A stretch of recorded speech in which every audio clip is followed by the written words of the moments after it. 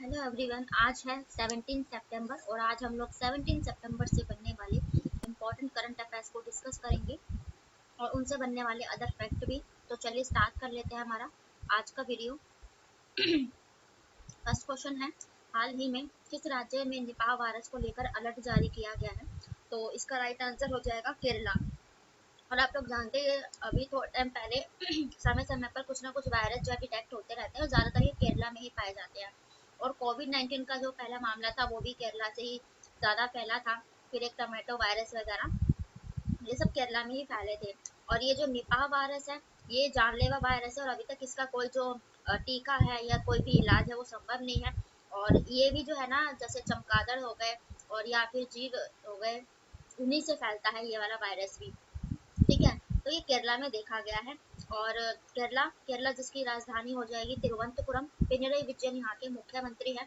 केरला के हाल ही current affairs discuss करेंगे तो केरला में पहली सोलर ऊर्जा से संचालित यानी कि सूर्य की रोशनी से चलने वाली सोलर बोट, ये सूर्यांशु नाम की, ये केरला में ही लॉन्च की गई थी। केरला में ही एक मालाबार फेस्टिवल बनाया गया था। जितनी भी जल से रिलेटेड प्रतियोगिता होती है वो की गई थी। मालाबार, क्योंकि यहाँ पर आप लोग जानते हैं केरला की तरफ को मालाबार कहा जाता है, मालाबार फेस्टिवल बनाया गया था। अभी केरला जो है शिक्षा के क्षेत्र में सबसे टॉप पर राज्य है। और नीति आयोग ने जो रैंकिंग जारी की गई थी उसमें हेल्थ इंडेक्स में भी ये जो केरला है वो टॉप पर है। ठीक है, हेल्थ इंडेक्स में। और उसके बाद अगर अदर चीज़ें देखें तो इससे पहले टोमेटो वायरस भी यहीं पर देखा गया था। ठीक है, और कोरोना वायरस के मामले भी यहीं देखे गए थे। तो ये सारी चीज़ें कुछ केरला से रिलेटेड हो जाएगी। अब हम अदर ऑप्शन डिस्कस करेंगे। जो राज्य चर्चा में रहे, जैसे नई दिल्ली आप लोग जानते हैं G20 की जो समिट है नई दिल्ली के भारत मंडपम, जो एक कन्वेंशन सेंटर है भारत का सबसे बड़ा पूरे एशिया का। तो उसमें ये नई दिल्ली में इसकी जो है मीटिंग जो हुई थी। और नई दिल्ली जो हमारी राष्ट्रीय राजधानी है, अरविंद केजरीवाल यहाँ के मुख्यमंत्री है। मध्य प्रदेश अभी इसलिए चर्चा में था क्योंकि मध्य प्रदेश में आपको बताया कि मॉब लिंचिंग यानी कि जो भीड़ जो है एक किसी व्यक्ति को अपना शिकार बनाकर उसे जो है पीड़ा देती है, तो मॉब लिंचिंग के मामलों पर रोक मध्य प्रदेश सरकार ने एक बिल पारित किया जिसकी राजधानी है भोपाल। शिवराज सिंह चौहान मुख्यमंत्री है। जम्मू कश्मीर इसलिए चर्चा में था अभी अगस्त के ही महीने में, जब 15 अगस्त हमने अपना 77वां गणतंत्र दिवस मनाया है। तो चिनाब नदी पर जम्मू कश्मीर में चिनाब नदी पर ये सबसे ऊंचे ब्रिज पर झंडा फहराया गया था। ठीक है, वो चिनाब नदी पर था। जम्मू कश्मीर एक केंद्र शासित प्रदेश आप जानते हैं और मनोज सिन्हा यहाँ के मुख्यमंत्री है। राजधानी है इसकी श्रीनगर। सॉरी, मनोज सिन्हा यहाँ के उपराज्यपाल हैं। ठीक है, और अब नेक्स्ट क्वेश्चन है कि हाल ही में किस रेलवे स्टेशन को ग्रीन रेलवे स्टेशन प्रमाण पत्र प्राप्त हुआ है, यानी कि सर्टिफिकेट दिया गया है इसको ग्रीन रेलवे स्टेशन। तो ये जो विजयवाड़ा रेलवे स्टेशन है इसको दिया गया है। और आप लोग जानते हैं ये जो विजयवाड़ा है, आप लोगों ने सुना होगा नाम, ये विजयवाड़ा जो जगह है ये आंध्र प्रदेश में है। तो विजयवाड़ा को रेलवे स्टेशन को इंडिया के जो फर्स्ट ऐसा रेलवे स्टेशन है जो सोलर रूफटॉप है, यानी कि सोलर एनर्जी से यहाँ पर काम होता है। और जितनी भी सारी चीज़ें हैं तो यहाँ पे जिसके चलते इनको प्लैटिनम सर्टिफिकेट, यानी कि पूरे भारत में इसको टॉप पर रखा गया है विजयवाड़ा को। अब आंध्र प्रदेश जिसकी राजधानी हो जाएगी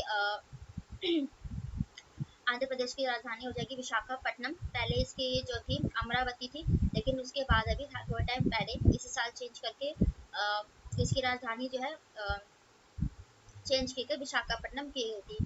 आंध्र प्रदेश जो है हमारा भारत का साउथ का एरिया है। और जो आंध्र प्रदेश है जगन मोहन रेड्डी यहाँ के मुख्यमंत्री हो जाएंगे।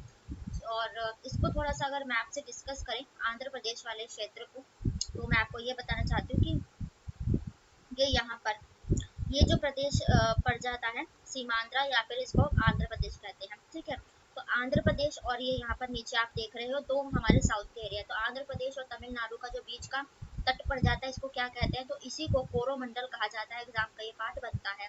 फिर यह आंध्र प्रदेश से लेकर और उड़ीसा तक के जो यहाँ पर हो जाता है इसको जो है ना हम उत्तरी सरकार का नाम दे देते हैं इस तट को। ठीक है, तो ये सारे इंपॉर्टेंट फैक्टर थे जो एग्जाम का भी पार्ट बनते हैं।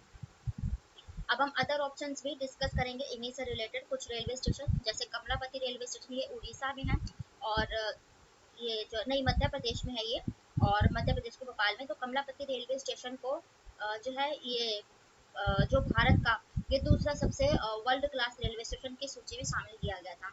गुवाहाटी रेलवे स्टेशन अभी इस साल का इसका जो है ना ईट राइट, जो खाद्य सूचकांक में सबसे ज्यादा टॉप पर जो रेलवे स्टेशन था, ईट राइट का टैग गुवाहाटी जो असम में है इसको दिया गया था। पूर्वोत्तर भारत का पहला ऐसा राज्य बना था Guwahati railway station. Hubli railway station ये कहाँ है, तो ये कर्नाटका में है। और आप लोग जानते हैं इसका नाम बदलकर श्री सिद्धू सुधा रेलवे स्टेशन कर दिया गया है।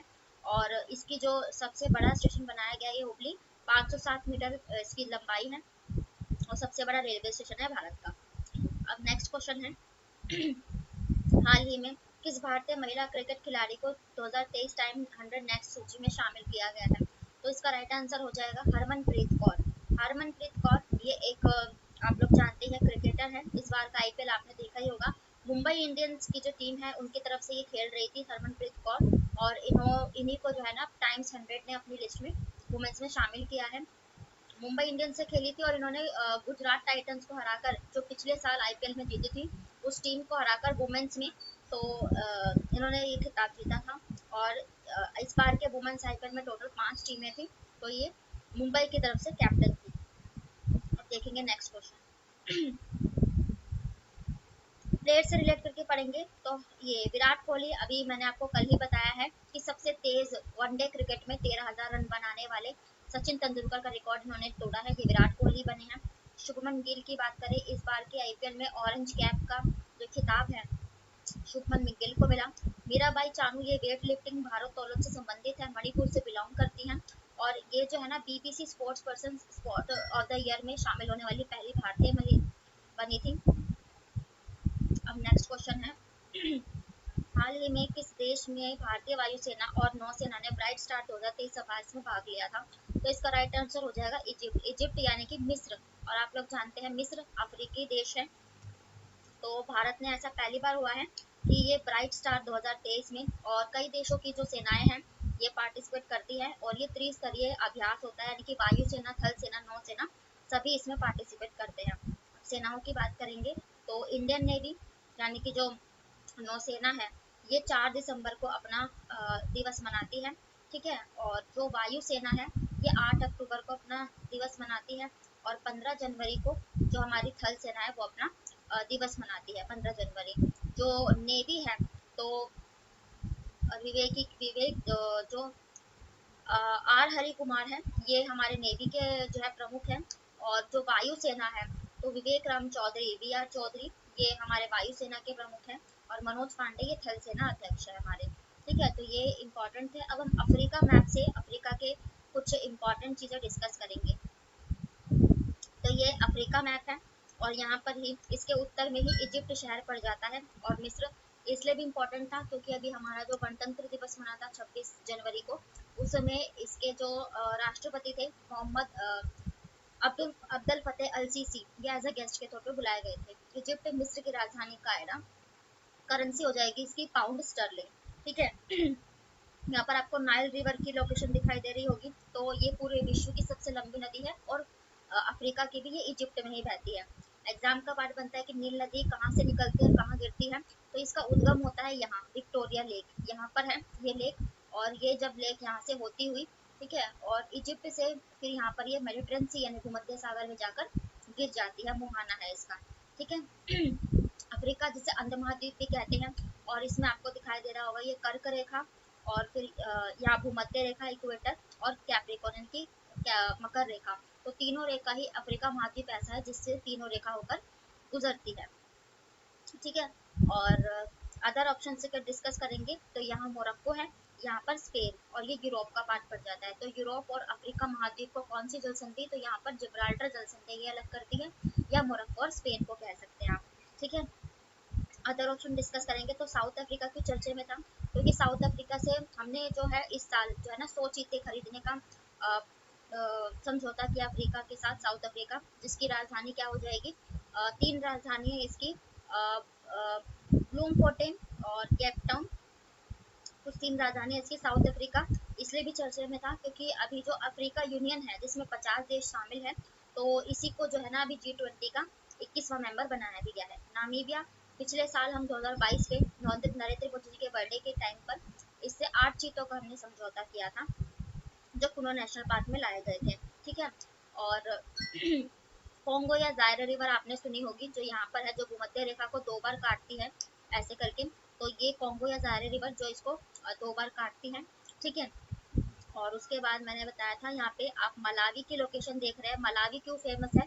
तो मलावी अफ्रीका का ऐसा देश है जो अपनी झीलों, पहाड़ों वगैरह पर्यावरणीय क्षेत्रों के लिए फेमस है, मलावी, ठीक है। तो यहाँ पर मलावी में भी एक चक्रवात आया था जिसके कारण ये चर्चा में आया था। और यहाँ पर आपको मोजाम्बिक चैनल दिखाई दे रहा होगा, और ये मेडागास्कर द्वीप है, ठीक है। और ये मोजाम्बिक है, यहाँ पर ये जो देश आपको दिखाई दे रहा है ना, ये कोने पर, ये मोजाम्बिक है, ये मेडागास्कर। तो पूछा जाता है मोजाम्बिक और मेडागास्कर द्वीप को कौन सा चैनल अलग करता है, तो ये मोजाम्बिक चैनल अलग करता है। और मैंने आपको बताया है कि इसके जो नीचे है ना, ये मोजाम्बिक जो जलधारा है, ये एक गर्म जलधारा है, ठीक है। और ये वाला क्षेत्र मैंने आपको बताया, इथोपिया, दजिबती, और यहाँ इरिट्रिया, ठीक है, और यहाँ सोमालिया। तो ये वाला जो क्षेत्र पड़ जाता है, ये हॉर्न कंट्रीज ऑफ अफ्रीका कही जाती है। हॉर्न कंट्रीज क्यों है? क्योंकि एक तो ये हॉर्न के आकार की कंट्रीज बन जाती है, और इसमें जो इनके यहाँ से जितना भी ये जो समुद्र पे कोई भी जहाज आता है तो इसे लूट लेते हैं, इसलिए हॉर्न कंट्रीज ऑफ अफ्रीका कही जाती है, ठीक है। तो ये अफ्रीका से रिलेटेड अदर फैक्ट थे। अब हम अदर ऑप्शंस डिस्कस करेंगे, कुछ देशों से रिलेटेड जो चर्चे में रहे। भारत इस साल क्या होस्ट कर रहा है? तो भारत ने मोस्ट इम्पोर्टेंट G20 होस्ट किया है। SCO समिट यानी कि संघाई कॉर्पोरेशन ये होस्ट करेगा। अभी भी ICC मेंस वर्ल्ड कप शुरू होने वाले हैं अक्टूबर में, ठीक है। और ऑस्ट्रेलिया की बात करें तो इस बार ऑस्ट्रेलिया और न्यूजीलैंड ने मिलकर फीफा जो वुमेन्स वर्ल्ड कप हुआ है इस साल का, वो होस्ट किया है ना। जिसमें स्पेन ने खिताब जीता है, इंग्लैंड को हराकर अपना पहला खिताब जीता वुमेन्स वर्ल्ड कप में, ठीक है। और ऑस्ट्रेलिया की राजधानी हो जाएगी कैनबरा। एंथनी अल्बनीज मुख्य प्रधानमंत्री है। जापान की बात करें तो G7 जो समिट है जापान की ने होस्ट की थी इस साल, जिसमें नरेंद्र मोदी जी को यानी भारत को एज ए गेस्ट के तौर पर बुलाया गया था। जापान की राजधानी टोक्यो, फूमियो किशिडो यहाँ के प्रधानमंत्री हैं। अब देखेंगे नेक्स्ट क्वेश्चन। नेक्स्ट क्वेश्चन है और इम्पोर्टेंट ही है कि राष्ट्रीय हिंदी दिवस कब मनाया जाता है? तो ये 14 सितंबर को मनाया जाता है, यानी कि 14 सितंबर। और हिंदी दिवस क्यों मनाया जाता है आप लोग जानते हैं? इसी दिन जो है ना 14 सितंबर 1949 को हिंदी को राजभाषा यानी कि ऑफिशियल लैंग्वेज के रूप में स्वीकारा गया था। दक्षिण भारतीय राज्यों के विरोध के चलते अंग्रेजों को भी अगले 15 साल तक राजभाषा ये बनाई गई थी, अंग्रेजी को भी, ठीक है। तो 1949 में हमने हिंदी को राजभाषा बनाया था, ठीक है। और हिंदी की बात आई, आप लोग जानते हैं हमारी जो लिपि है वो देवनागरी लिपि हो जाएगी, ठीक है, देवनागरी लिपि। और विश्व हिंदी दिवस की बात करें तो विश्व हिंदी दिवस ये 10 जनवरी को मनाया जाता है। जो लोग मेरी पहले की वीडियो देखते हैं उनको पता ही होगा, मैंने कराया था। और हमारा राष्ट्रीय हिंदी दिवस 14 सितंबर को मनाया जाता है। और इससे इम्पोर्टेंट फैक्ट है, एग्जाम का पार्ट बनता है कि 1977 में जो संयुक्त राष्ट्र की जनरल महाअसेंबली है ना, यूनाइटेड नेशन जनरल असेंबली, इसमें हिंदी में पहला कोई भाषण देने वाले जो बने थे तो वो अटल बिहारी वाजपेयी जी थे। तब वो हमारे विदेश मंत्री हुआ करते थे। एज अ विदेश मंत्री के तौर पर अटल बिहारी वाजपेयी वो पहले भारतीय बने थे जिन्होंने जनरल असेंबली में 1977 में हिंदी में जो है भाषण दिया था। तो ये इम्पोर्टेंट फैक्ट थे हिंदी से रिलेटेड। अब हम अदर ऑप्शन डिस्कस करेंगे। तो 5 सितंबर को हमने 2 डे मनाए हैं, एक तो टीचर्स डे सर्वपल्ली राधाकृष्णन की जयंती के रूप में, और एक चैरिटी डे जो मदर टेरेसा थी उनकी जयंती के रूप में मनाते हैं, जिनको 1979 में भारत रत्न मिला। 9 सितंबर को हमने अभी हिमालय दिवस मनाया है। 2015 से इसे मनाने की घोषणा उत्तराखंड के मुख्यमंत्री हरीश रावत ने की थी। 8 सितंबर को हमने साक्षरता दिवस यानी कि लिटरेसी डे मनाया है। तो ये कुछ इम्पोर्टेंट डेज थे। अब हम तो ये थे आज के आपके डेली के करंट अफेयर्स और स्टैटिक जितने के अदर भी पार्ट बन सकते हैं, क्वेश्चन बन सकते हैं, उन सभी को मैंने आपको कवर कराया है। तो वीडियो पसंद आए तो प्लीज़ लाइक करें, चैनल को भी सब्सक्राइब करें ताकि नोटिफिकेशन आप तक पहुंच सके। फिर मिलते हैं नेक्स्ट वीडियो के साथ, तब तक के लिए बाय, राधे राधे।